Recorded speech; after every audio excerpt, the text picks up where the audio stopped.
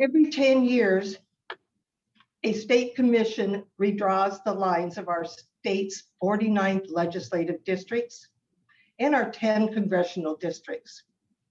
That redistricting affects who represents us in Olympia and Washington, D.C. It impacts your pensions, your cost of living adjustments, and your healthcare costs. In the next 2 hours are meant to be fun, interesting, and thought-provoking. So thank you for being here today.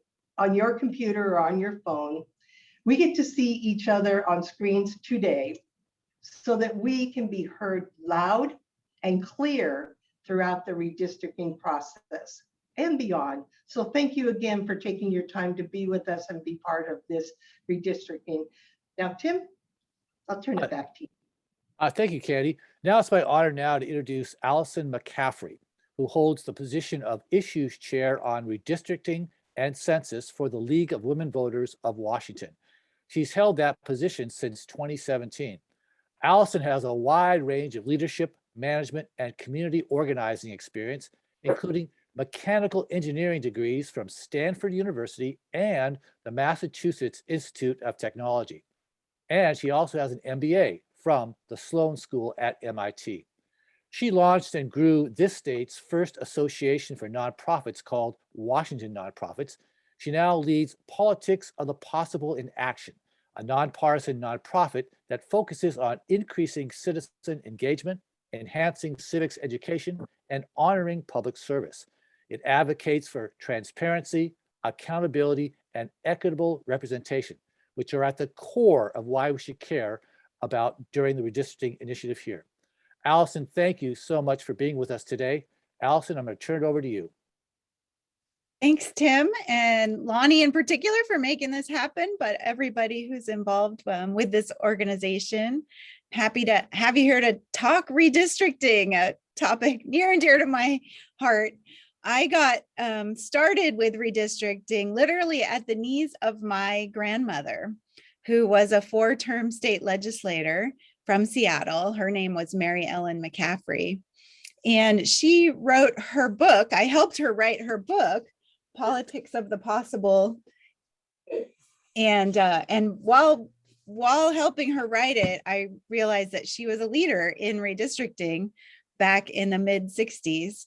Wow. And started out with the League of Women Voters and then got asked to run for office by both parties and was a legislator. So it was fun to dig in. So you'll see references to Mary Ellen throughout the presentation today. And it really inspired me to start an organization called Politics of the Possible in Action. And we're dedicated to bringing civics to life.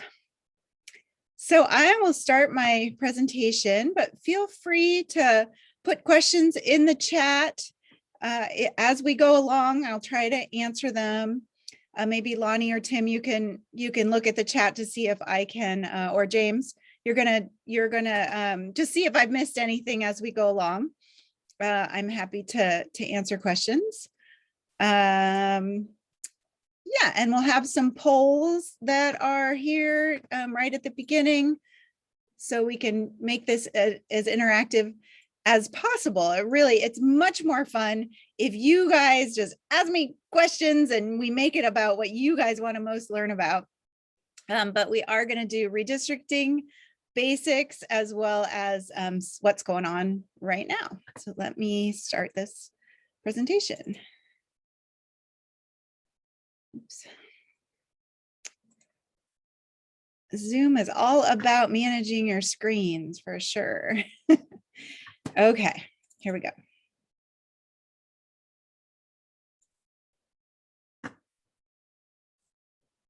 Put that there.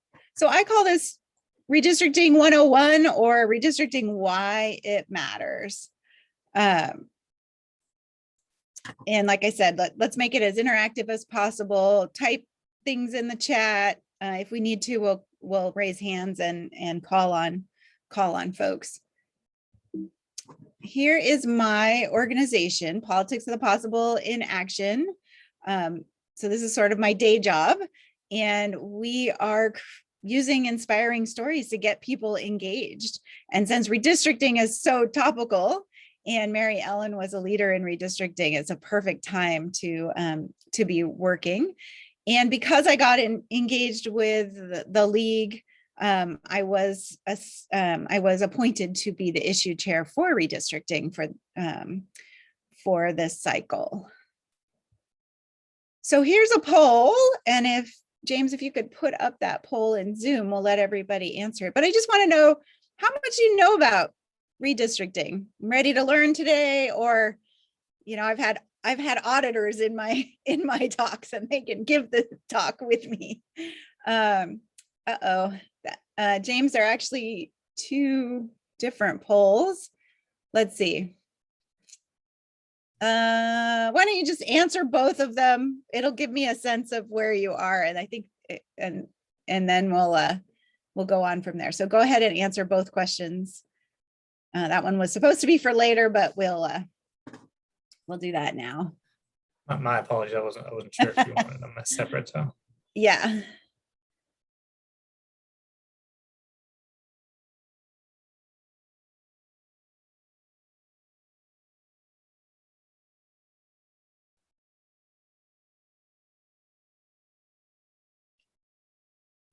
So we'll give you a few minutes for that.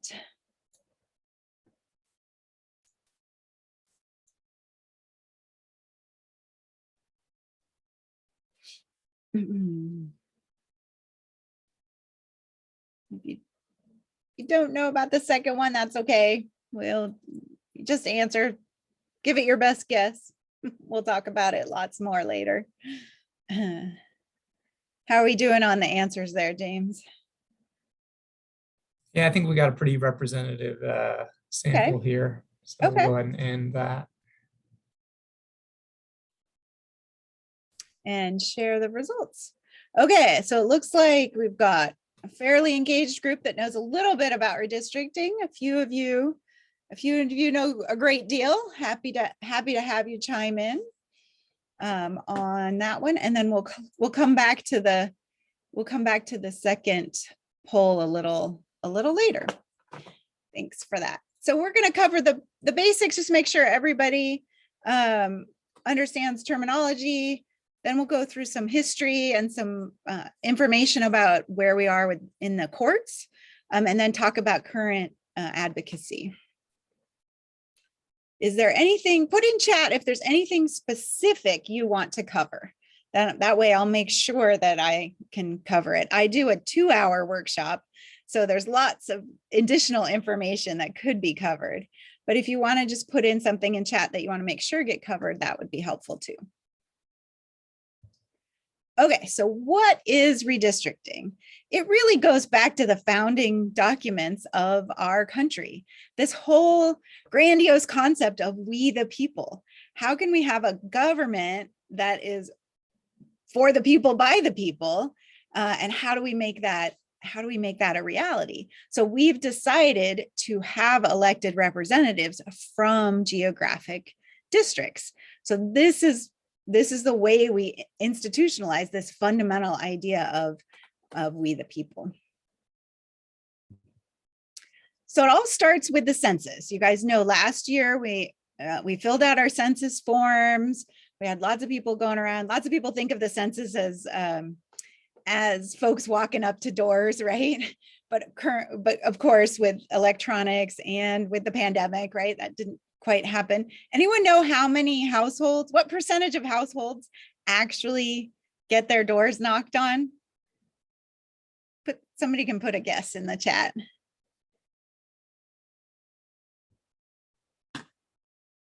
We'll see how fast the group is on chat.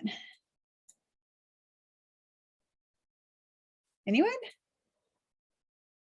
Ooh, 40%, actually not nearly that much, 10%, getting closer. It's about 5% that doors that actually get knocked down. We're pretty good. We had in Washington State, actually, we did really great this year. We had close to 75% self-response rate, so that the Census Bureau didn't have to follow up with any of those folks. Okay, so the census is important for 3 reasons. The one we're going to talk about today is that it determines representation at the federal level, at the state level, and at your local levels. But it's also important because it determines how money is allocated. And it's going to be over $900 billion in federal funding that get allocated by the census. And the third, what lots of people don't think about is just how much the census is used by nonprofits and universities and even businesses to determine where to put things or what to study or how to optimize services, those kinds of things. So make sure that you understand that the census is not only used for representation, but these money and research. So once we've got the numbers, right, and it was a big deal because there was a delay in the census, right? We just got the final redistricting numbers in the middle of August. Then we've got to do the redistricting part.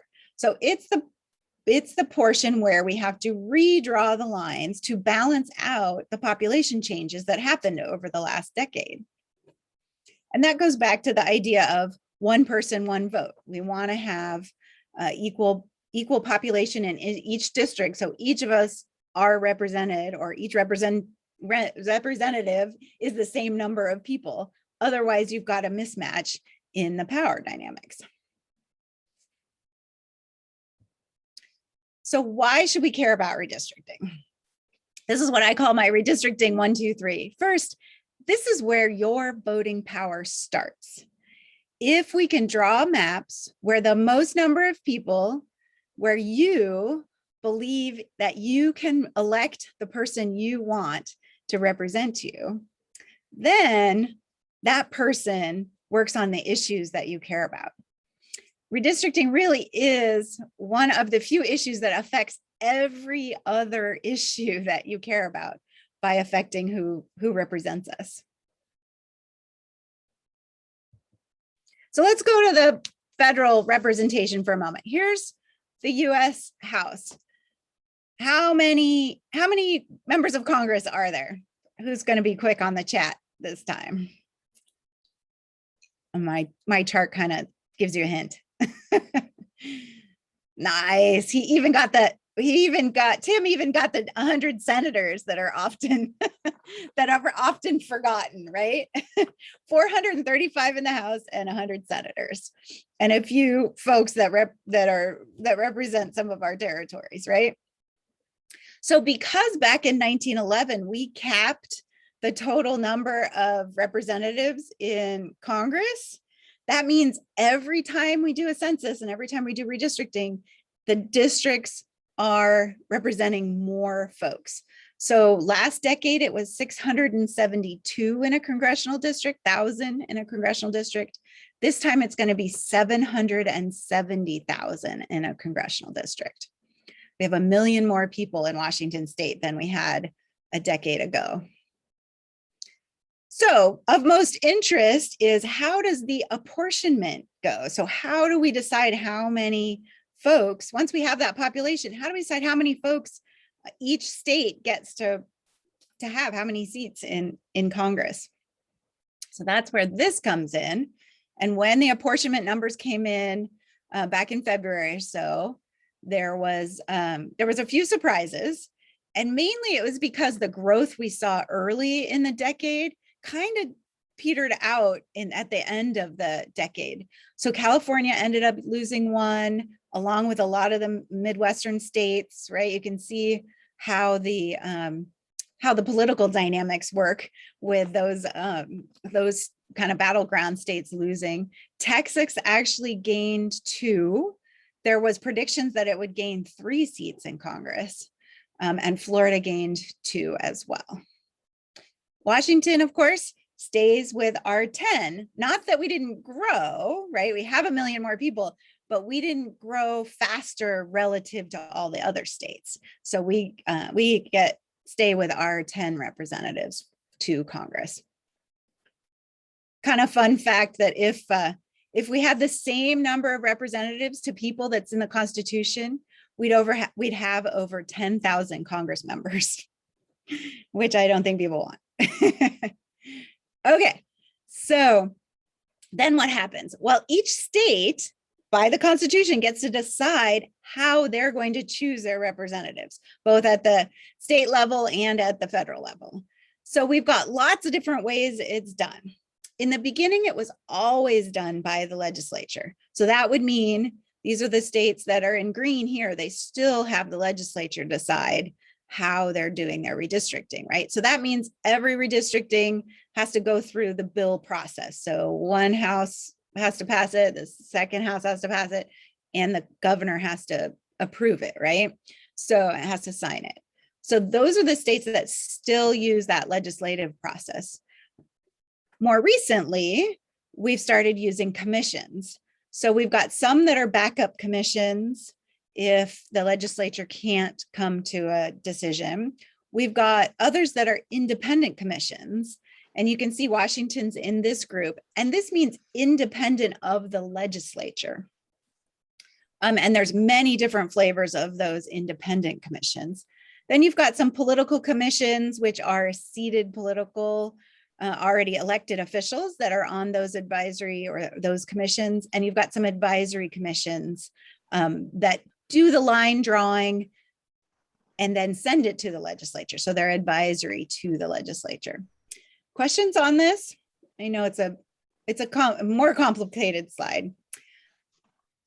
The stars are really ones that are considered citizen commissions. And that means that these are regular folks, right? Citizens, some of whom have political identities and some of who are unaffiliated with the two major parties. And so you've got commissions like California, this will be their second go with a citizen commission, and Michigan and Virginia who've just started their citizen commission process. So here's our redistricting commission this go around. Yeah, Bing, did you have a question? Go ahead. Yeah, I did. Thank you, Allison, and thank you for doing this. Just in the fact that in Washington we have, two basically Democrats and two Republicans. What determines an independent from a political commission? So in the previous slide, the political commission means that they are actually sitting political appointments that are part of the commission. It'll be like the chair of the Supreme Court or the attorney general will be on the commission, right? And that is their commission. What we've got is a great segue, right? What we've got in Washington State is a bipartisan independent commission. Okay. So these folks, there's 5 of them. 4 of them are voting. 1 is non-voting chair. So the 4 that are voting are appointed by the corners of our legislature. So you can see there on the chart, you've got House Democrats, House Republicans, Senate Democrats, Senate Republicans that each get to appoint somebody to the commission. So they tend to be people who are political operatives, let's call them, right? Yeah. So that's different because they cannot be sitting legislators and they cannot be lobbyists for a year, right? So this is the idea that it's independent from the legislature. Great, thank you, Allison. Connected. It's still officially a body that reports up to the legislature, but the legislature cannot override what they do. And the non-voting chair is a really unique position. And her job basically is the negotiator. So choosing Sarah Augustine, whose daytime job is the executive director of the Dispute Resolution Center in Yakima, is probably a good choice. So you end up with 2 Democrats, 2 Republicans negotiating. 3 of them have to vote. So far, it's been unanimous on the last 3 commissions. I think one of the unique properties of the commission this time is that this is the first time we've had people of color on the commission. And we have 3 of them, which is great. Brady Walkinshaw is Latino, April Sims is Black, and Sarah Augustine is a member of the Yakima Nation. And it's a much younger commission than we've had before. I've been guessing at ages, but probably the last commission had nobody under 6 or over, nobody under 60. This one probably has nobody over 60, which for me has made it a very active and engaged commission, very future focused, and it's been amazing to watch them hurry up and do a really hard job in a really short period of time. Any questions on the commission itself for Washington State? George, you go ahead, unmute.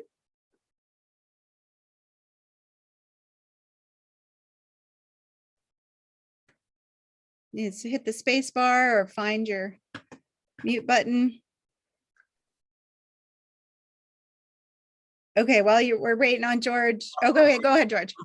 The two Republicans are ex-legislators, aren't they? And so is Mr. Walkinshaw. He's an ex-legislator as well. Yeah, he is. Yep. But the other Democrat has never held office. I believe that's correct. Oh, She's okay. active in a labor organization. State Labor Council. Yeah. Thank you. Yep. Tim, you had a question. Has there been consideration? I can compare the composition with what is done for the Independent Salary Commission for elected officials, which I think they picked them randomly from voter rolls. I think that's correct. Has there ever been a consideration of doing the same thing with the redistricting, really kind of make it similar to that salary commission? Oh yeah, there's been lots of talk about how if you're creating a true citizen commission, how is that done?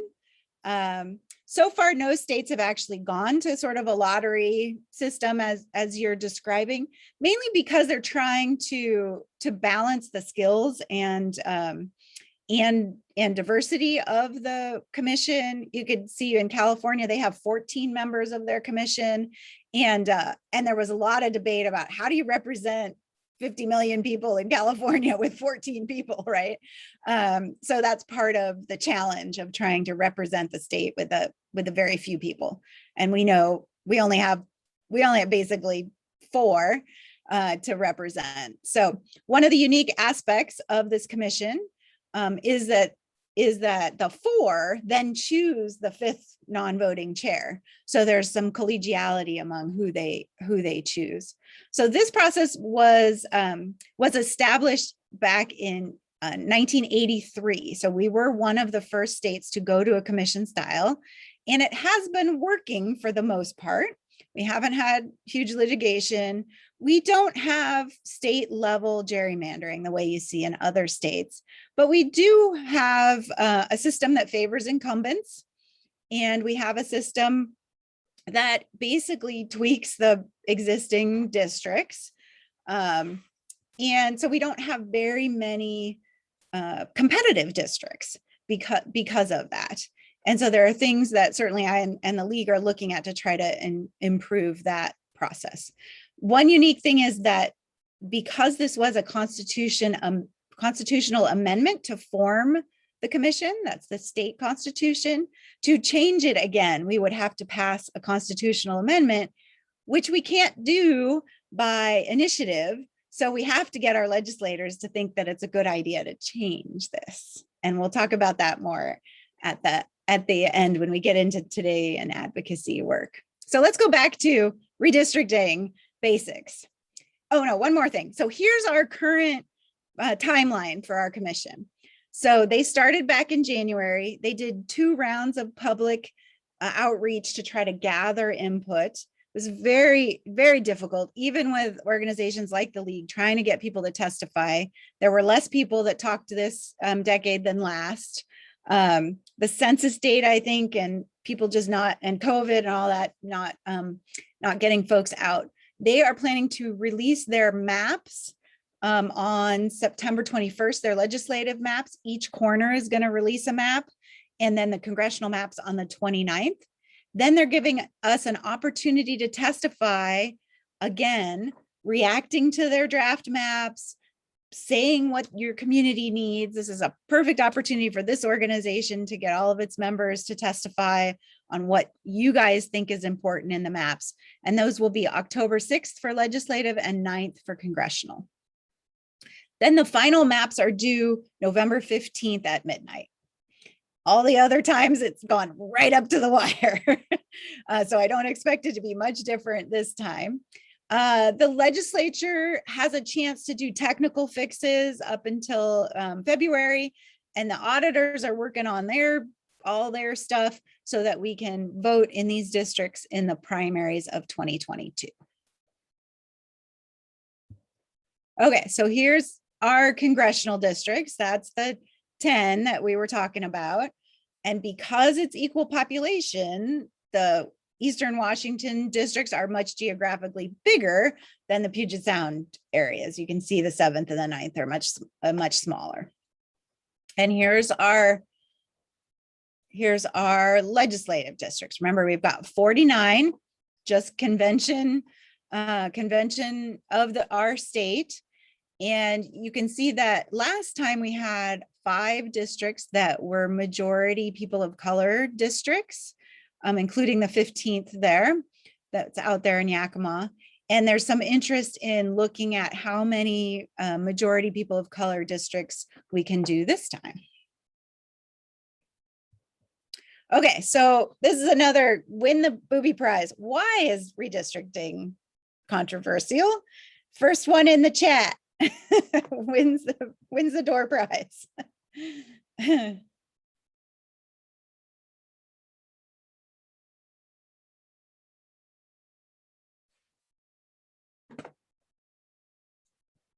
We had lots of folks. Because we know it's been in the news. Yeah, Joanna wins because of gerrymandering, political power, right?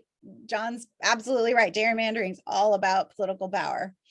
Yeah, especially in the states that are dominated, they have a trifecta of one party, then that one party can bias the maps towards favoring their party, and they can get it through the bill writing system. Yep, absolutely. So gerrymandering is all about favoring one party or class.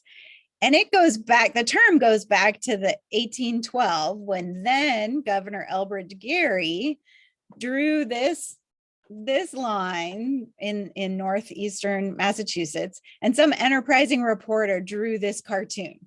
Somebody thought it looked like a salamander. So they put Gerry and salamander together, and then it morphed to gerrymandering over the years.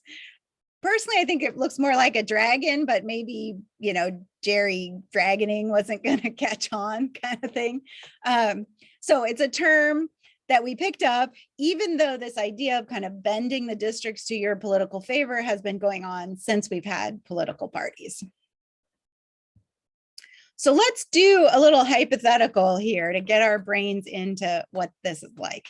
Here's our square state, hypothetical state. We have perfect knowledge of how people are going to vote, and we've got to split this into 4 districts of 20 people each. How would you go about doing it? I can see people leaning in and thinking, right?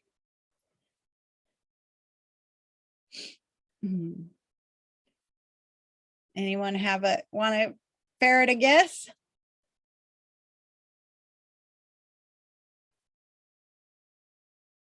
You might have to count dots, right? You might have to, maybe you're looking at, oh, look, there's a city in the middle of our state. And maybe the southeast corner is a rural area, right? So you're thinking, how do we do that? Yeah. Joanna says start in the middle and work out. Yeah, so maybe you put the middle all in a district, right? Maybe it's a city, that would make sense. But what happens to the other districts if you put all those folks together? Yeah, so here's one thing that, because I'm an engineer by training, right? I thought just draw an X, right? This kind of thing. What does that do? That's kind of the opposite what Joanna suggested, right? This the blues don't like because it cracks them into 4 different districts and allows the reds to win all the districts. So maybe you do the other one, and that would pack the blues into a central district, but then they'd lose the other 3 districts. That's not good. So maybe we have to do something like this, trying to get that 10 blues and 10 reds and each trying to make them competitive. This is pretty close, although not, I haven't actually counted all the dots, although not exact. But it would be nice because they're nice and compact and beautiful looking districts. So you can tell it's kind of hard, even in this simple example, to draw these lines and make them beautiful and compact and all of that. So let's go the opposite way. Let's just gerrymander for both sides and see what happens. That might look like this. So remember, nobody has changed location and nobody's changed parties, right? So if I do a Democratic gerrymander, I pack all of the reds in the lower right together, and then the blues can win the 3 other districts. But given the same people, if I pack all those blues in the city together, then I can have the other 3 districts won by the Reds, by the Republicans. So you can see that where you draw the lines matters. And here's a real life example of Travis, Texas, where Austin is. In 2002, Travis County was in 2 different districts, and by 2004, they were in 3 different districts. So this was an example of cracking the particularly Latino community that is in Austin, Texas. And they created that crazy district that goes all the way down to the Gulf Coast. John's mentions proportional representation. We are so enamored with proportional representation, and it turns out our system doesn't give us that. And I have some numbers later for that.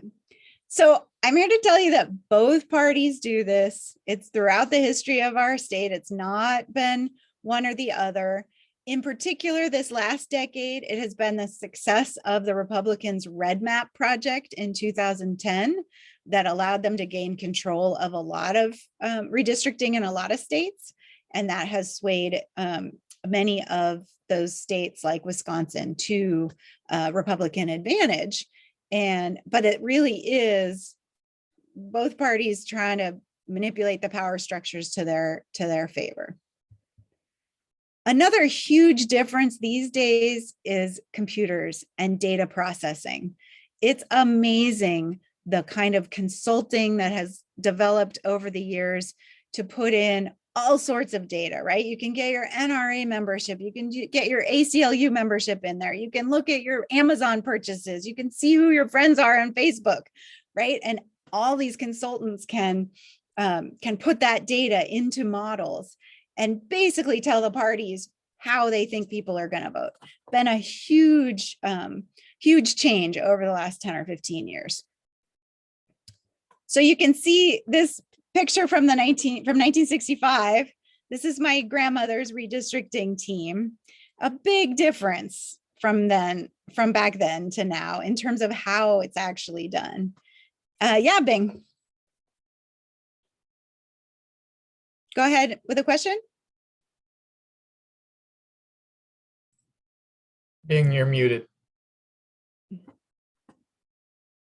One more try.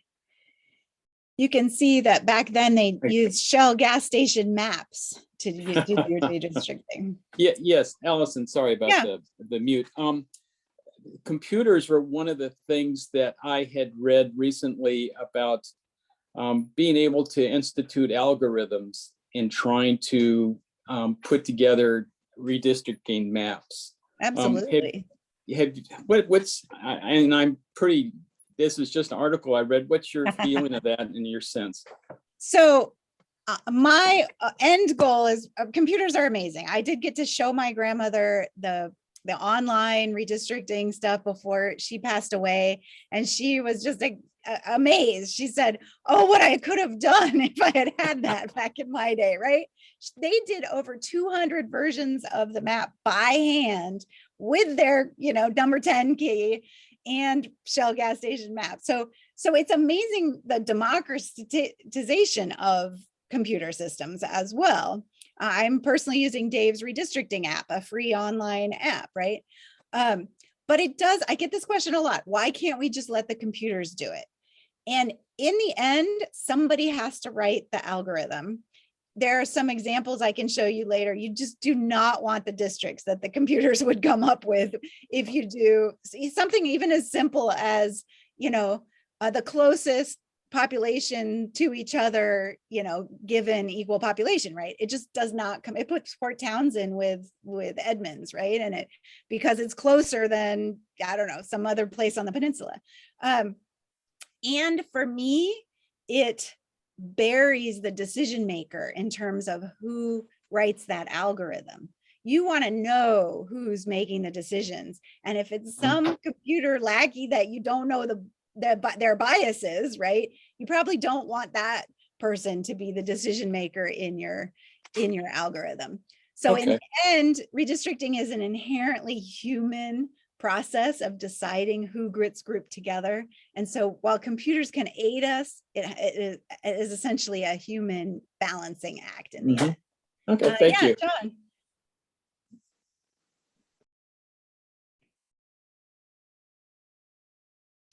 John, if you want to go ahead with your question. Yes, hi. The computers have to rely on the data that's put in. Absolutely. So where are these commissions getting all these membership lists? For example, ACLU or my church or the ABC organization. How do they get that data?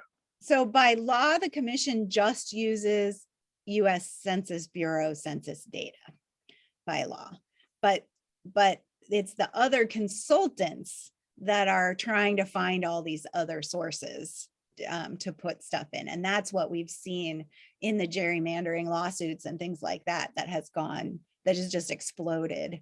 But the commissions by law just use census data. Ours does. Thank you. Yeah. So there are 3 types of gerrymandering. There's racial gerrymandering, prison gerrymandering, and partisan gerrymandering. And I want to just run through those quickly so we can get to some other modern stuff. So racial gerrymandering goes back to the Voting Rights Act, where you cannot discriminate in voting. And since redistricting is part of our voting process, you cannot discriminate. Here's an example of North Carolina's 12th have been to the Supreme Court 5 times in the decade because of packing Black North Carolinians into the 12th district and the legislature having to go redraw the district and then getting sued again and redraw, right? This is an example of purposely packing on the account of race. And here's another example. This is my favorite district. It's called the Earmuff District, the Illinois 4, right? It was drawn by civil rights activists to connect 2 Latino populations on either side of Chicago. It is contiguous because of the freeway there on the left-hand side. And it has elected overwhelmingly a Latino representative to the Illinois Congress spots, right? So you've got kind of this balancing act between things when you're thinking about race and racial gerrymandering. You have to be conscious of race to give people an opportunity to elect who they want, but you can't be too conscious of race or you'll be discriminating against those people on the account of race. So really tricky from a racial gerrymandering standpoint. Then we've got prison gerrymandering, and this is just a quick snapshot of where the prisons are. This is actually anybody who's in group settings that isn't their quote home. And the Census Bureau counts everybody where they live and sleep most of the time come April 1st. well, people in prison or people in hospital or juveniles in detention, those kinds of things. That's clearly not home. So in Washington State, we passed a bill in 2019 that said we will adjust the data to reallocate all of those folks back to their home districts. And that has been done. And the Redistricting Commission is now working with the new data. It was about 18,000 people that got adjusted back to their home districts. Then the third and most controversial is partisan gerrymandering. And since we're league's nonpartisan, I chose the kids with the candy picture for this one. And it's really about, is it constitutional and how much is too much? So here's what, this is back to something somebody already mentioned, but when you think about what percentage should, say, the Republicans get in our legislature if they get 30% of the vote statewide, right? Most people would say 37. If they got 48, they should get 48% of the seats. This is what we call proportionality. It just makes sense to us, right? Turns out that our system doesn't work that way. Because we have single member districts, first past the post, there is always a winner's bonus. So if your party is getting more than 50%, you actually get more than that in seats. And this is played out by mathematicians all over the states to prove that it really doesn't work that way. If you think about our own congressional delegation, right? If we're a 65-35 state, then what do you do with that, you know, that person in the fourth slot? They got to be one way or the other. So you're going to be off from exact proportionality. So partisan gerrymandering in the courts really heated up after 2004 in the Veith case. And this is where the case came down 4-1-4. 4 conservative justices said, it's a political thicket, just don't touch it. 4 liberal justices said, oh, this is clearly unconstitutional. And then you had Justice Kennedy in the middle that said, I think it's unconstitutional, but I don't think we can measure it. So then that started off decades of trying to convince Justice Kennedy whether or not we could measure partisan gerrymandering. So we get a state like Wisconsin, and the Wisconsin Democrats sued the Republicans. It went all the way to the Supreme Court. You can see that while they're a purple state, their districts, and they elect a disproportional amount of Republicans to their state house in this case. So social scientists, mathematicians, they all went to work on all kinds of metrics. And actually in the Wisconsin case, there were 50 different amicus briefs that were trying to say, hey, there's a metric out there.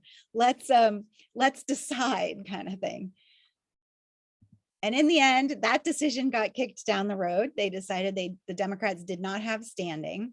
Then in the next round, we had Benesek and Rucho cases, and those were Maryland and North Carolina. Remember, North Carolina's 12th, right?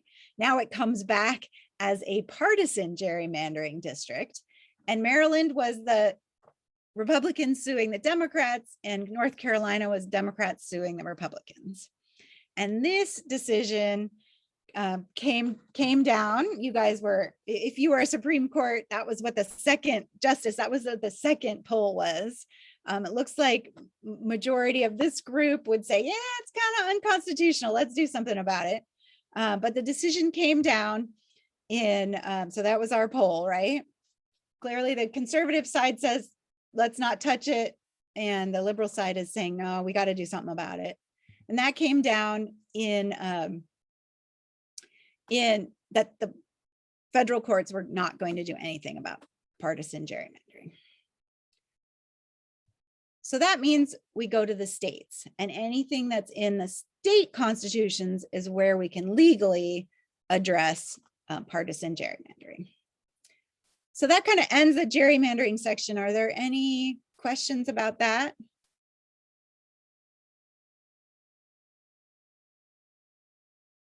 Okay, seeing none, I will go on to kind of redistricting advocacy that I've been doing with the league. I was appointed to be the issue chair back in 2017 and started doing a lot of outreach and education.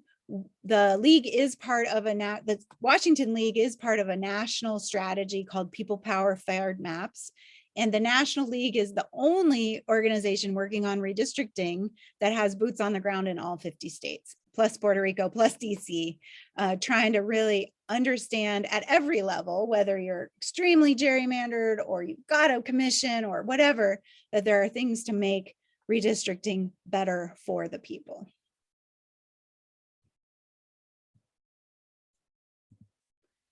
So in Washington State, we, the league, worked with our coalition partners and tried to pass HB 2575 that was really focusing on modernizing our own redistricting. And it did pass the House, but it did not pass the Senate.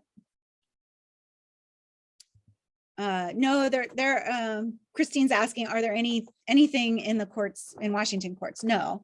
And there has been, I think there's only been one lawsuit filed over our last 3 commissions, and that was pulled back before it got heard. So the good thing about it passing the House is that the current redistricting commission did look at this bill to look at the kinds of things that they could do to modernize. And I'm certainly very happy that they did it as much as they could, a good outreach process in the times of the pandemic. And they've consulted with tribes, and they've really made an offering for language access has been much greater than in the past. And those things have all been an added benefit to our redistricting process. Okay, so since we didn't pass the bill beforehand, now we got to wait to change it in structure till 2030, right? We got to figure out how to change it before 2030. So then our focus turned to advocacy. How can we get people to testify? Because we heard from past commissioners that it really wasn't helpful how people were testifying, and they really weren't hearing what they needed to hear. So the league turned to our Speak Up School process, and we created a 3-part curriculum that really gave people the basics of redistricting and focused on how to testify. And we ran 8 different Speak Up schools. We got 700 people to engage and really understand this process, and that advocacy really, or that testifying really is their superpower. And we've seen a difference in the people who have testified. The quality of their testimony has been fabulous. It's been really great to hear that, people who have gone through our Speak Up schools. So next we turn to actually drawing the maps. And as we said before, because there's online map drawing software, and we're pleased to have worked with Dave's redistricting app fairly closely. They did some educational stuff with us and have worked with me really closely as this process has been going on. We started by saying, well, let's not use the existing districts as our starting point. What would that look like? So Politics of the Possible did a project that was called the Data Lenses Project. And you can go online and you can check out this project. It's really interesting. We just scratched the surface of looking at demographic data and saying, how could districts be drawn if we just looked at that kind of data, whether it was environmental or whether it was socioeconomic, those kinds of things, or business interest. And it really was, really wide eye-opening to see that our districts could be significantly different if we look at from these lenses. So I will put that that URL in the chat. You guys can go look at it. There's a lot of detail in there about going beyond packing and cracking, and really understanding voting power and how that works. So here's Dave's redistricting app. You really can click on any precinct. You can get down to the census block level and you can click it in and out. And it's really powerful. You can go see your own house and which district it's in, that kind of thing, how far you are from the line. You can create your own, or you can go look at other people's maps. On my league page, there's lots of example maps that we've been iterating on over this last year. So the league drew our maps in this priority order. First of all, contiguous and equal population are just a given, especially with computers these days, right? Then we focused on communities of interest. Hearing back, we did a huge feedback process ourselves, in addition to listening to all of the testimony that was given to the commission. We held over 65 educational seminars where we heard from folks, and 35, probably almost 40 now, listening sessions where we were specifically looking and asking for, how do you want your maps drawn, your districts drawn? And we heard lots of things, but the main things we heard were some tribal members were very adamant about keeping their reservations together. Others said, nah, we're okay being split between legislative districts. We were looking for known communities, right? Ethnic and racial communities, to make sure that those weren't split when the maps were drawn, and looking for how could we increase the voting power of those who historically have been underrepresented. And that's where the majority BIPOC, Black, Indigenous, and people of color districts come into play. Then we had the whole catch-all of make it fair and representative, and then compact and contiguous, and then political boundaries, and then encourage electoral competitiveness after we'd done all the other ones.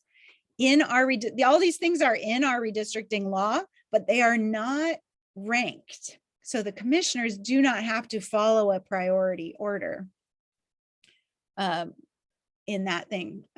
Alma Jean, did you have a question about age? Maybe you could explain that a little more. Are we looking at? Are you looking at age as far as senior groups, teenage groups, youth? Seniors is what I'm looking for. Yeah, for seniors. Yeah, it's interesting where mostly where age comes into it is when lots of the advocacy groups are looking at citizen voting age population, right? Because that's obviously the people that are going to vote. So we draw districts by everybody in the population, but we obviously vote if you're citizen voting age. So that's the main age criteria that a lot of people are looking at. And we have looked at that through our coalition that the league is in with communities of color to really understand. You know, you may have a district that is very young, and within the decade there may be a huge increase in citizen voting age folks. So it's more at that end than I think at the senior end. It's more where are the senior centers, and if there's we've heard from folks, hey, I live here, and because I'm a senior, I take the bus here and here. And so then we've heard from folks, hey, don't put those things outside my district because my community really is this area where I'm mobile. So I think we've heard a lot from folks about transportation connections, and I think that's where mostly we've heard. Okay, so in the end, we do have the latest draft proposal you can see on our website, or you can click through on this Dave's redistricting link. It does balance all of the states. It's in some places is very different than our existing ones, and that was based on community input. And we'll be sending, I have a board vote on Monday to see if we send these to the commission. And then again, with the congressional districts, we are proposing a north-south of 4th and 5th, kind of a horizontal in the 4th and 5th districts. And we're doing some changes in the 9th district as well. So really interesting results for this very community driven process that had no partisan look until the very end, when we were then looking at competitiveness. So you can, this is just a reminder, you can testify to the commission, and I hope that you will. If you got on the call today, it's not any harder than that. And have your 2 minutes ready. They do cut you off after 2 minutes, but I very much hope that people will testify on the 6th and 9th of October for each of those. And then kind of let's look to the next 10 years. Tim, yeah, go ahead. Just a calendaring. The date is October 5th, Tuesday, October 5th, I believe. Not the 6th. So that should be Wednesday the 6th. I got that wrong. No, I think you check. I've been checking the website. Look I think it is Tuesday, October 5th is the correct date. But if we could check that, because my closing remarks have the date I got from the press release. But if something has changed, please let us I know. think it's still the press release. It was just my fat fingers, all the numbers I've been doing. I can relate. I do that all the time. I relate. So okay, so double check those. The links are on go to redistricting.wa.gov, or send me an email. Just make sure. Does your district keep the question is split over 3 counties? Unfortunately, LD 35, it's like my favorite district because it is so hard to draw it in a way that is fair to everybody. But yeah, it does go through Thurston, Mason, and Kitsap. And Mason County just doesn't have enough population. And because the Kitsap Peninsula is the way it is, you're forced, it's just so lovely to do the Kitsap Peninsula in the 23rd that Mason County gets spread to Thurston County. I mean, Mason, Thurston, and Kitsap are all together. Yeah, okay, I want to be conscious of time. So I just want to show that we're not done, right? This is just another hurdle in the get some maps out, get people riled up, use that to improve our redistricting process. We want to stand on those that came before us to make it even better. And yes, I can give James the copy of this presentation. People can see it. Great. So we're looking to make it better. One of the things our commission does not do is take into account how many unaffiliated voters we have, people that aren't affiliated with 2 major parties. And this is national trends, but the trends hold up in Washington state as well. So maybe we go to more like a citizen commission like California has. I was describing that. They have over a year process to pick their commissioners. It's quite involved. But their website is great if you want to go to the California Commission website. So maybe for our commission, we might propose something like this, adding 5 members that are citizens, and 2 of them would still be party affiliated, but 3 of them would not be affiliated with the parties. How would that look to us? And still require 1 of each group to pass the maps and keep the non-voting chair. Just a proposal to wet your whistle about what's to come. If you want to learn more about the redistricting process in a very fun way, Politics of the Possible has created a play, which is now in video form. You can go to our website, politicsofthepossible.com, many maps, and you can see my grandmother's story put to life by our professional actor, Jane Fellows, who does a wonderful job. So I'm so lucky to have my grandmother brought back to life every time she acts in this play. But it's a great history of Washington state. It's very inspiring about how one person really can make a difference. So we would love it if you guys would want an evening's entertainment and watch the play. So I will leave you with one last thing. Your government only works if you participate. So thank you for being here, and I will take any questions if we have time.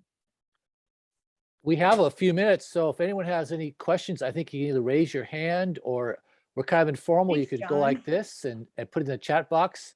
But Allison, thank you so much. I'm hoping there are some questions. Thank you so much for clarifying the calendar there, because I'm sometimes misread and sometimes I have older information and I want to make sure it was updated. So Yeah. thank you very much let's- for updating the schedule of those legislative and congressional district I'll maps. just for me. go on the site right now, just to double check while we're looking. Outreach meetings. But, It does October 5th, which is the Tuesday. Yeah. yeah, 7 to 10 yeah. p.m. I think. And then is it still October 9th for the congressional? It's still the October 9th for the congressional. That's the From Saturday 10 morning. a.m. to 1 p.m. Okay. Yeah. Thank you for so catching- much for clarifying that. Woo. Yeah. I had my life flash before my eyes there for a minute. Okay, Bing's got a question. I'll let Allison, you can call on those who. Okay, ask go questions ahead, right Bing. now. Yes, thank you, Allison. When I was thinking of if I was sitting on the commission and I had 6 criteria to go through Mhm. and they aren't ranked, how difficult that would be as far as negotiating with each other as to what should be what. Yeah. Is there anything you can expound on that, or is it just pretty much what it is? Well, in the end, it's a political negotiation, right? We know that each party is going to have its preferences.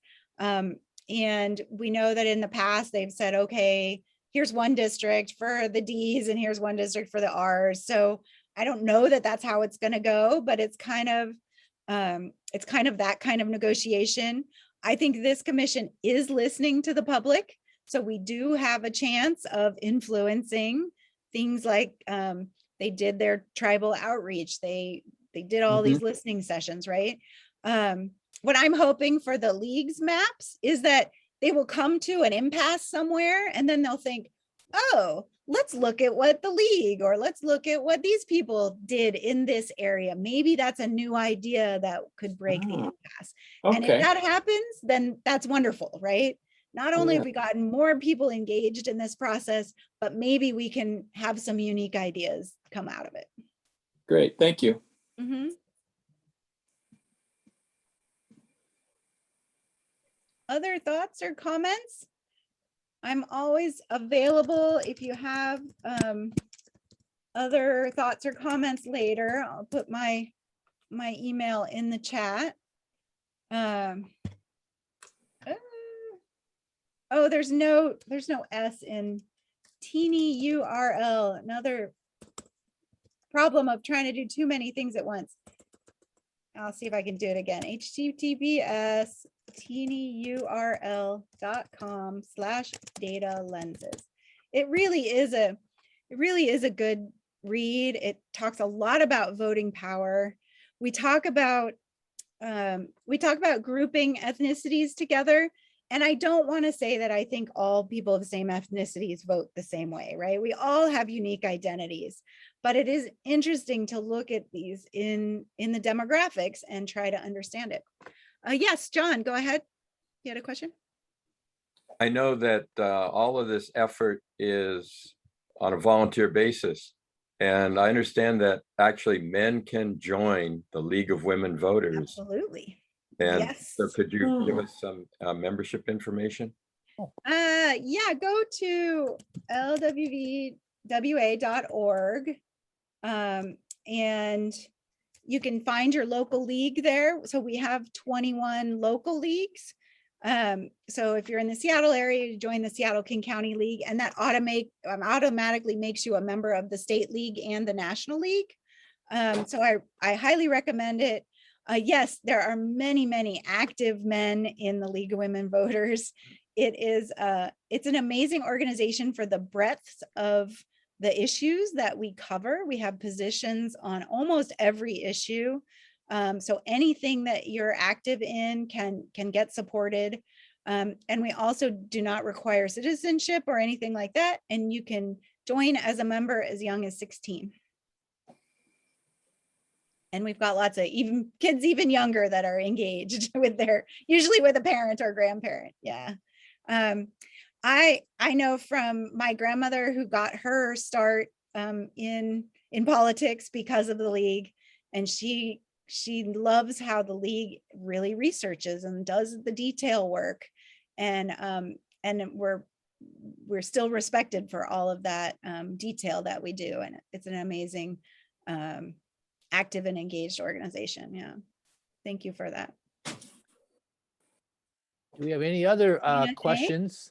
I've seen a lot of comments in the chat heaping praise upon your presentation, Allison. It's just amazing. This was an amazing amount of easily digestible information in a Right. short amount of time. It's amazing. I know it's jam-packed, and I like I said, I got another hour if you Yeah. wanted to go another hour. There's just so much interesting detail and nuance. In some ways it's very complex, in other ways it's just get involved and say what you think and say what you and your community needs. Yeah, Katrina.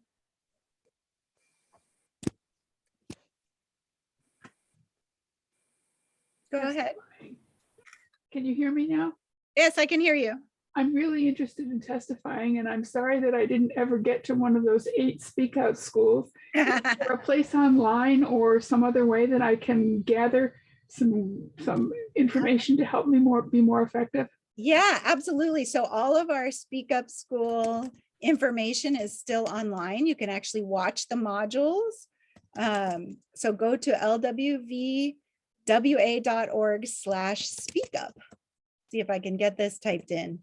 Yeah. Oh, 2 slashes. Anyway, 2 slashes. You should be able to put lwv.org/speakup. And I am so amazed. Our Speak Up School team did a great job. There's former teachers, there's former communication specialists. It is so easily digestible. We have testimony templates that just say, just fill in the blank kind of things. And that's a great way to start your testimony. Here's who I am. Here's what I think, thank you. And please do this. There's lots and lots of great tools. Mm-hmm. Thank you. Other folks?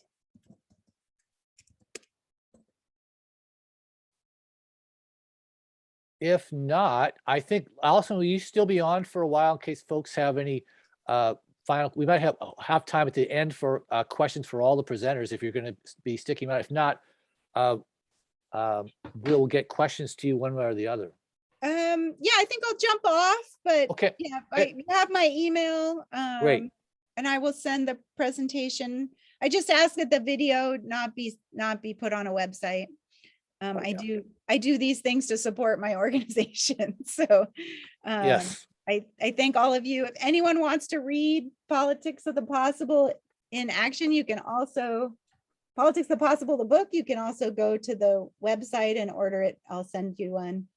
Another Great. way to support my organization and my work, and have an amazingly dynamic read about change in Washington State. Thank you so much. I think please, on the screen or some way, do show a round of applause for Allison. This is an amazing, amazing presentation. Thank you. I think we have all learned a lot and feel really good about being a part of this process. And I thank you so much, Allison, for making us feel good about being involved in this process. Oh, absolutely. It takes all of us. Thanks so much. You guys have a great rest of your meeting. All right. Thank you.